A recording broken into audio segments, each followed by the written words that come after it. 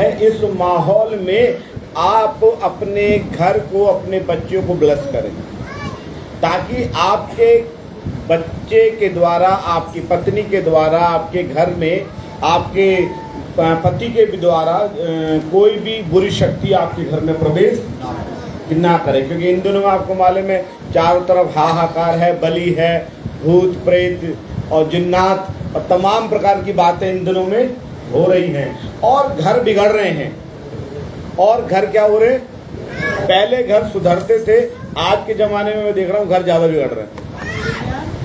हर घर बिगड़ा हुआ है। और ये बिगाड़ कौन रहा है इस घर को मालूम है? इस आपसे और मुझसे जो नफरत करता है और वो परमेश्वर से भी नफरत करता है, उसका नाम है शत्रु, शैतान। शैतान नहीं चाहता कि आप प्रार्थना करें, शैतान नहीं चाहता कि आप प्रार्थना में आएं, शैतान नहीं चाहता कि आप बाइबल को पढ़ें। जब आप बाइबल को पढ़ेंगे, बाइबल आपको पढ़ना शुरू कर देगी, और जब आपको पढ़ना शुरू कर देगी तो आप सोने लगोगे। उदाहरण मैं बता रहा हूँ, अगर कोई आपकी तारीफ करे, अरे साहब बहुत बढ़िया, आप बहुत बढ़िया, आप बहुत बढ़िया, आप खुश होकर सुनते रहोगे। आप कहेंगे ना आप बहुत बढ़िया, लेकिन एक कमी है तुम में, देखो कोई कमी बताना शुरू कर दिया ना तो सुस्त हो जाएंगे, जब कमी बताने आओगे, बड़ाई करने आओ है। वैसे ही शैतान क्या करता है, हमारी कमियों को बढ़ाई बताता है। और परमेश्वर हमारे अंदर जब वचन पढ़ते हैं तो बाइबल हमारी कमियों को उजागर करने लगता है। और बाइबल में की कहानी आपको बताऊं, बाइबल में बहुत से लोग टिक क्यों नहीं पाते, क्योंकि जब ये हमें ज्योति में लाता है, हमें दर्पण दिखाता है। मैं बोलूँ मैं बहुत स्मार्ट हूँ, बहुत सुंदर हूँ, लेकिन दर्पण में जाऊंगा तो मालूम पड़ेगा कि मैं भी फेस मेरा काला है। तो दर्पण जो है वो हकीकत को बयान करता है, और ये बाइबल भी है, हम एक दर्पण है जो हमारी हकीकत को बयान करती है। Praise the Lord, hallelujah. आज का जो शीर्षक परमेश्वर ने आपके लिए और मेरे लिए दिया है बातें करने के लिए, वो आपको मिलेगा मत्ती रचित सुसमाचार उसका 21वां अध्याय उसका 13 वचन। आप कोई भी जन पढ़े मत्ती रचित सुसमाचार उसका 21 अध्याय उसका 13वां वचन। और यीशु मसीह ने कहा, और उसने किसने?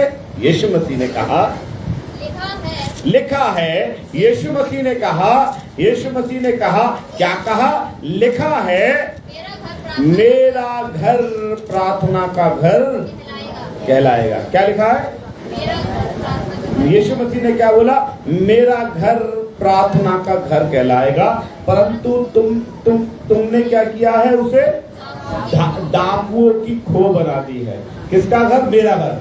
हालेलुया। ये वचन मोस्टली लोग ऐसा बोलते हैं कि ये चर्च के लिए, प्रार्थना भवन के लिए, 10 बजे उठा चर्च के लिए, ये चर्च के लिए है हकीकत में वचन, ये लाइन। लेकिन एक बात और बोलना चाहता हूँ इस पवित्र ग्रंथ से, सनातन परमेश्वर का जो घर है वो आपका पर्सनल ये भी है, दिल भी है ना। परमेश्वर के घर एक गाना भी हम लोग गाते हैं, तेरे दिल के दर पर यीशु खटखटाता, खोलो तुम दरवाजा, वो है आना चाहता। तो ये घर उसका है, ये मंदिर उसका है। यीशु ने कहा कि मैं, परमेश्वर कहाँ रहता है? हमारे अंदर वास करता है। ऐसे विश्वास करते। लेकिन एक बात और बोल रहा हूँ एक्स्ट्रा, आज का जो वचन वो ये है कि ये तो रहता ही रहता है, और आपने इसमें गुटखा खा, तम्बाकू खा, शराब पी और इस घर को गंदा कर दिया है, तो वो यहाँ से निकल के भाग गया। कोई गंदे घर में रहेगा? है कोई रहेगा गंदे घर में? आप लोग रह लेते हो तो रह लेते हो, लेकिन वो तो परमात्मा तो रहेगा ना, है। वो कह यार जैसे ही मैं घुसा तेरे घर में और इतनी तम्बाकू की बदबू आ रही, मैं तो भैया पैर ना रखा मैंने। और फिर मैंने सोचा ला दूसरे दिन घुस के देखूं, और इतनी दारू अंदर से घुसी पड़ी थी सुबह 4 बजे से, अगर मेरे लिए जगह ही नहीं, मैं तैरने लगा दारू में। पवित्र आत्मा कह रहे, वो परमेश्वर कह रहा है मैं तेरे जीवन में, तेरे घर में रहना चाहता हूँ, लेकिन तूने अपने घर को पहले से ही गंदा, तो मैं रहूंगा। तो इसलिए मैं क्या तुझसे दूर ही दूर हूँ? नहीं, लेकिन परमेश्वर फिर भी हमसे प्रेम करता है। परमेश्वर नहीं चाहता कि हम अपना जिंदगी को नष्ट कर दें। हालेलुया। क्या कोई चाहेगा कि मेरी औलाद नष्ट हो जाए? चाहेगा मेरा औलाद नष्ट हो जाए? जब कोई नहीं चाहेगा तो हम भी उसकी औलाद हैं, वो कैसे चाहेगा कि हम नष्ट हो जाए? है? चाहे हम कहते ना कभी कभी मैं नष्ट हो जाऊं लेकिन मेरी औलाद नष्ट ना हो, मैं नष्ट हो जाऊं लेकिन किसी तरीके से मेरी औलाद नष्ट ना हो। आपको मालूम है आप इतना कमाते हो कि आपके लिए बहुत है। अब जैसे मान के चलो मेरी पूरी दिन की जरूरत 200 रुपए है, 300 रुपए, 300 रुपए परमेश्वर मुझे कहीं से भी दे देता, लेकिन मेरी जरूरत क्या रहती है कि मुझे 1000, 2000, 5000 रोज मिल जाए। क्यों? जरूरत तो मेरी 300 की है, 1000 क्यों चाहिए? मेरे साथ औलाद भी है, उनके लिए मेरी पत्नी भी है, मेरा घर भी है? सब उनके लिए चाहिए, मेरे लिए इतनी जरूरत नहीं है। मेरी जरूरत ही क्या है? एक बार मेरा लड़का कह रहा पापा तुम तो बड़े दिन पे भी कपड़े नहीं बनवाते हो। मैंने बोला मेरी जरूरत ही नहीं है कुछ, मेरी जरूरत ही नहीं है कुछ, वास्तव में मेरी कुछ जरूरत नहीं हूँ। अब मेरी जरूरत परमेश्वर पूरी कर भी देता है, लेकिन हम किसके लिए कमाते हैं? औलाद के लिए, परिवार के लिए। जब हम अपने औलाद की फिक्र करते हैं तो वो हमारा परमात्मा सनातन परमेश्वर, हम उसकी औलाद है, वो हमारी फिक्र। अब सवाल ये है, परमेश्वर कह रहे हैं तुमने मेरा घर प्रार्थना का घर कहलाई। ये शरीर की बात तो है, लेकिन उसके साथ आपके घर की भी बात है। आपका कितने लोगों का घर प्रार्थना का घर है?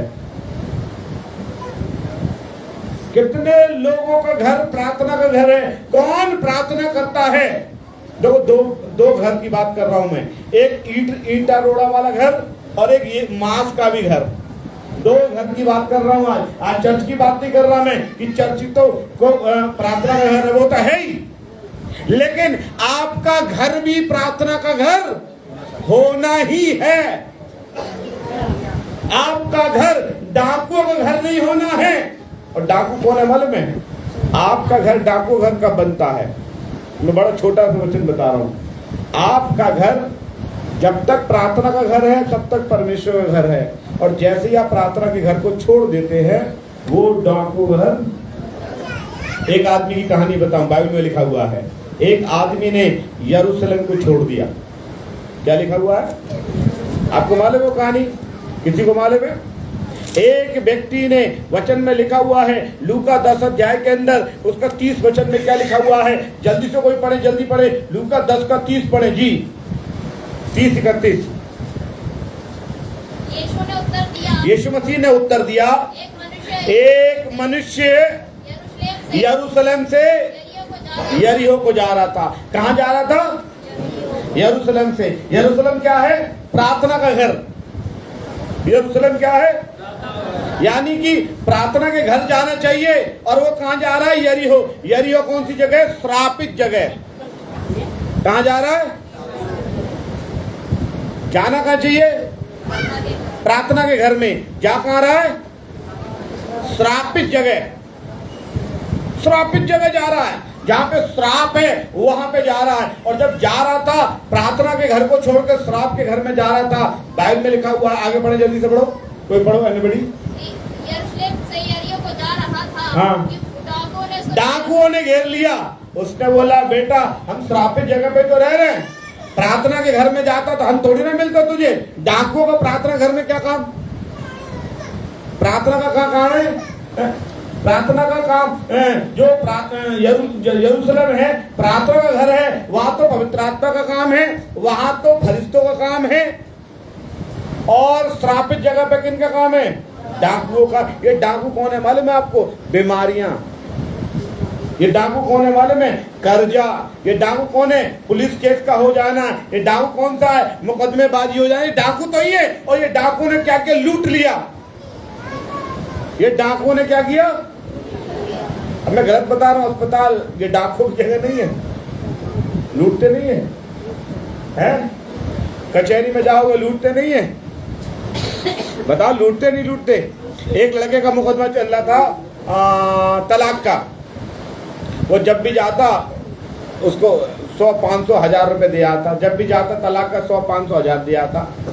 एक दिन की बात है, मैंने बोला उस लड़के से है। मैंने बोला तू शादी वादी करेगा ना करेगा? तो उसने मुझसे बोला भैया मैं क्या बताऊं, वकील तो यूं कह रहा है कि तुम्हारा मुकदमा खत्म नहीं हुआ। मैंने तुमने चीज भी दे दी, सब बात हो गई, लेना देना हो गया, अब तो क्यों, अब क्या चक्कर है? 2-3 साल हो गए इस बात को। कि ना साहब, वकील साहब कह रहे ना अभी चल रहा, अभी भी तो तेरे पास नोटिस आ जाएगा। अच्छा, मैंने बोला मैं चल रहा हूँ वकील साहब के पास। और जैसे वकील साहब के पास गया तो मैं कुछ और बन के गया, वादी साहब बन के नहीं गया। हाँ भाई बताइए, आज से मैंने बात शुरू किया। वकील साहब ने बोला पता नहीं सर आप बताइए कहाँ से आए। मैंने बोला बाद में बताऊंगा, ये बताइए इस लड़के का निकालिए, ये करिए वो करिए। तो मुझसे कह रहा है बाबूजी आपका मुकदमा तो 4 साल पहले खत्म होगा है। तो मैंने बोला भैया छोड़ क्यों ना रहा है? देखो 100 मेरे बच्चा भी तो पढ़ रहे हैं, देखो केस वेस आजकल कमा रहे हैं, 100-200-500 रुपये हर महीना आ गई ये दे जाता। तो कह रहा ना साहब हर महीने 2-3 हजार से काटे, 100-200 ना काट रहे। तो मैंने बोला कागज निकाल, तो करो 5,000 दे जाओ, मामला रफा दफा। मैंने बोला हाँ भाई 5,000 रुपये लेके आ। मैंने लेने गया, कागज निकाल के ला, कागज निकाल के ला। मैंने कितने हैं तेरे पास? कि भैया 500 ही है। मैंने बोला यही पकड़ लो। तो अरे तुम तो 5,000 कह रहे, मैंने अब जितना जीरो लगाने लगाते रहो में। हम तो कागज लेके चले आए, फिर उसके बाद उस लड़के की शादी दूसरी। तो मैं बता रहा हूं, ये जैसे ही आप प्रार्थना को छोड़ते हैं, डाकू आ जाए। भाई डाकू कौन है? मैंने बताया ना, आप प्रार्थना को छोड़ोगे बीमारी घुस जाएंगी, डाकू लग जाएंगे पीछे। 5,000 के ले जाओ दवाई, अल्ट्रासाउंड कराओ, एक्सरे कराओ, डाकू पीछे लग गए मुकदमेबाजी में जरा सी देर में। और दारू पी के माँ बहने कर ली, क्या हो गया? डाकू पीछे लगे, पुलिस वाले आए, लाओ भाई लाओ। ये कौन है? डाकू ने लग गया। और आगे क्या लिखा हुआ है? डाकुओं ने घेर लिया। घेर का मतलब एक डाकू नहीं है। जब आप प्रार्थना को छोड़ देते हैं, जब आपका घर प्रार्थना का घर नहीं रहता है, तो एक डाकू नहीं कई लग जाते हैं। एक नहीं है भैया, कई है। पीठ में भी दर्द है, सर में भी दर्द है, मुकदमा भी लगा हुआ है, ये भी लगा हुआ है, वो भी लगा हुआ है, बच्चे भी बिगड़ रहे हैं, घर में रोज क्लेश हो रही है। ये बहुत से डाकू, ओह प्रेज़ द लॉर्ड, ओहो, ये डाकू कहां से आ गए मालूम है आपको? क्योंकि आपका घर पहले प्रार्थना होती थी, रोज घर में सुबह होती थी, प्रार्थना होती थी, शाम होती थी, प्रार्थना होती थी, और आपका घर प्रार्थना का घर था। लोग कहते थे आपके घर से तो प्रार्थना की आवाजें आ रही हैं, आपके घर से तो हालेलुया की आवाजें आ रही हैं, आपके घर से तो बड़ी अच्छी आवाज आती प्रार्थना की। अब लोग कहते हैं सुबह सुबह तो बड़ी तुम्हारे यहाँ से आवाज आ गई, क्या चक्कर है भाई? बालक सुन लेना, बीवी सुन लेना, क्या चक्कर है? वो बड़ी गाली देवे यार, पहला बड़ी प्रार्थना की आवाज आती, कुछ दिन बाद लेके जा रहे, क्या होगा? डॉक्टर के पास लेके जा रहे, अच्छा डाकू ने घेर लिया, प्रार्थना खत्म हो गई थी के? पहले प्रार्थना की आवाज आती थी, अब कुछ और आवाज आ रही है। ऐसा लिखा हुआ है वचन में, क्या लिखा हुआ है मेरे प्रियो? ऐसा लिखा हुआ है कि डाकुओं ने उसे घेर लिया और उसके कपड़े उतार दिए। जब ये डाकू पीछे लग जाते हैं ना, मुकदमेबाजी वगैरह, तो क्या करते हैं? क्या करते हैं? गलत तो नहीं है? कपड़े उतार लेते, नहीं उतार लेते हैं? एक बार एक अस्पताल में एक व्यक्ति पहुंचा और वो बहुत परेशान था। उसने बोला डॉक्टर साहब मैं कब ठीक हो जाऊंगा? चिंता मत करो, चिंता मत करो, तुम क्या है यहां से आए हो, अब यहां से तुम पैदल चल के जाओगे। इसका क्या मतलब है? उसका मतलब घुटना टूट गया होगा या कुछ शरीर में बीमार होगा, चल नहीं पाता है ना। तो चिंता मत करो, आप यहाँ पे आए तो हो, लेकिन यहाँ से पैदल चल के जाओगे। तो कह रहा बहुत शुक्रिया डॉक्टर साहब। दूसरा बोला है पैदल चल के, कह रहा तुम पे रिक्शा के भी पैसा ना छोड़ेंगे, तुम पैदल ही जाओगे यहाँ से। तुम कहा सोच रहे ठीक हो जाओगे? ठीक हो गए ना, तुम क्या करेंगे? रिक्शे के भी पैसे नहीं छोड़ेंगे। तो चिंता मत करो, तुम आए, तुम यहाँ से पैदल जाओगे। तो क्या ये बता रहा हूँ, ये डॉक्टर्स हैं, ये मैं इस बता रहा हूँ। इसका एक ही कारण है, आपने अपने परमात्मा के घर को छोड़ दिया है, पहली बात। दूसरी बात है, आज हर एक विश्वासी को अपना घर चर्च बनाना है। आपको हर एक विश्वासी को अपना घर चर्च बनाना। कितने लोग अपने घर को चर्च बनाना चाहते हैं? कितने लोग बनाना चाहते हैं? कितने लोग बनाना चाहते हैं? अपने घर को चर्च बनाइए, चर्च बनाइए। और चर्च बनाओगे तो भाई पादरी साहब कहाँ से आएंगे? चर्च का मुखिया ही पादरी बनना है। आपके घर का मुखिया ही, अगर आपके घर का मुखिया, अभी ऐसा कुछ घर का मुखिया औरत भी होती है, कुछ घर का और आदमी भी होती है। ऐसा नहीं है हर घर का मुखिया आदमी है? कुछ लोग बच्चों को भी मुखिया बना देते हैं, लेकिन वैसे मुखिया तो मर्द ही होना चाहिए, हालेलुया, बाइबल के अनुसार। लेकिन कुछ लोगों ने क्या कर दिया, मैंने एक और सुना कि आज मोह न मालूम मैं तो कमा के जाके हाथ में दे दूं। अच्छा, वो क्या करे? मोह न मालूम वो बालक के हाथ में दे देंगे। अब वो बालक क्या करे? बालक है, पापा खत्म हो गए, लाओ। तो मुखिया कौन है? लेकिन मैं तो कहता हूँ सबको, जो भी मुखिया है वो घर को, देखिए वैसे तो बाइबल बताती है हर एक घर चर्च है। रोमियो उसका 16:5 यदि कोई पढ़े तो बताए। रोमियो 16:5 पढ़ो कोई। रोमियो 16:5 जी प्लीज। लिखा हुआ है, पौलुस कहते हैं उस कलीसिया को भी नमस्कार जो उनके, अब आप बोलेंगे घर में, हाँ जी, घर है कलीसिया, घर की कलीसिया। आप अपने घर को एक चर्च बना दो, आप अपने घर को चर्च। और ऐसा नहीं है कि मैं नई बात बता रहा हूँ, बाइबल में 2 जगह बता रहा हूँ कि लोगों ने अपने घर को ही चर्च बना दिया। उसी में रोज प्रार्थना कर रहे हैं, दान इकट्ठा कर रहे हैं, रोज प्रार्थना कर रहे हैं, और महीने में या 15 दिन में एक बार बस पादरी साहब को बुला रहे हैं। एक मैं आपको बाइबल से कहानी बता सकता हूँ, प्रेज़ द लॉर्ड। वो कहानी है, मिलेगी आपको प्रेरितों का 10 अध्याय में 103 में कहानी है। प्रेरितों का 10 अध्याय में 103 में कहानी है। उस कहानी को मैं वैसे ही पढ़ के बता रहा हूँ कि लिखा हुआ है कि एक कुर्नेलियुस नाम का व्यक्ति था। कौन था? कुर्नेलियुस नाम का व्यक्ति था, जो इटालियन पलटन का सूबेदार था, भक्त था, पूरे घराने समेत परमेश्वर से डरता था, यहूदियों को बहुत सा दान दिया करता था, और अपने घर में बैठकर रोज चर्च लगाता था। सुबह भी चर्च, शाम को भी चर्च, 3 बार चर्च लगा ला, कभी 2 बार चर्च लगा रहा। उसके घर में सब चर्च में बैठा करते थे। जैसे हम कह रहे हैं हमारे चर्च में कम हो गए, उसके चर्च में रोज बैठते थे। 5 थे तो 5 ही बैठते थे, 10 हो सकता है नौकर भी बैठते हो, क्योंकि वो पलटन का सूबेदार था। 10 थे, 10 बैठते थे, रोज घर में चर्च लगता था। एक दिन दोपहर में प्रार्थना कर रहा था अकेले में।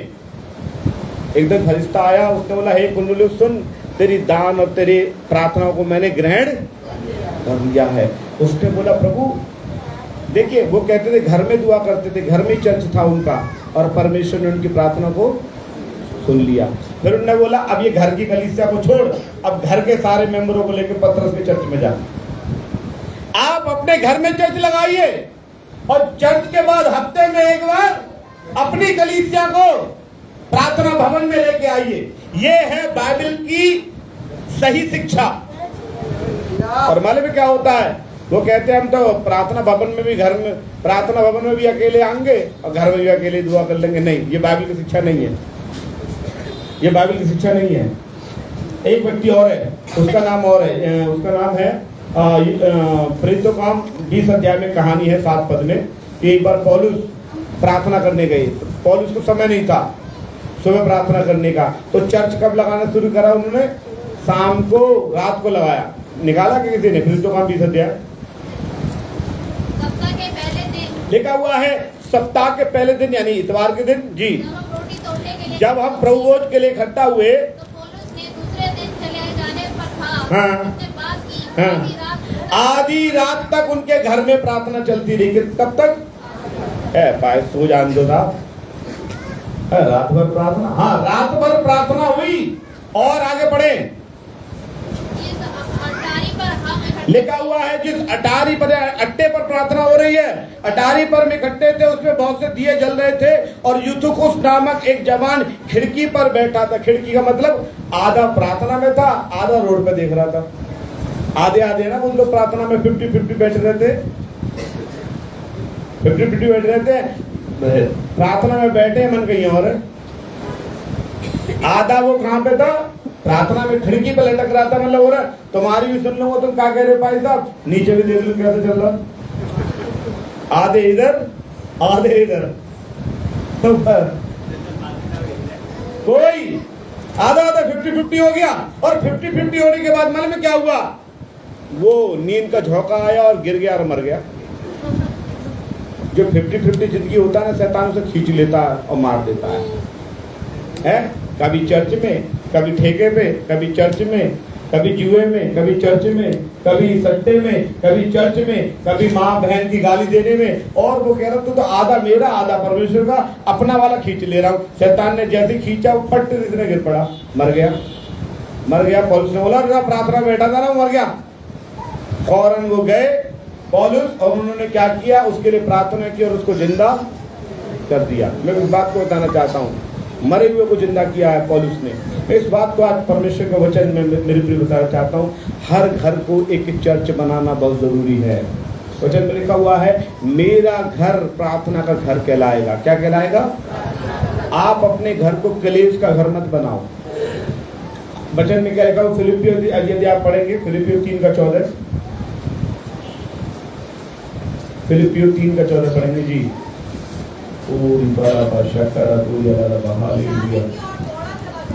जी क्या लिखा हुआ है? नहीं, फिलिपियों 3:14 पढ़ो बेटा। फिलिपी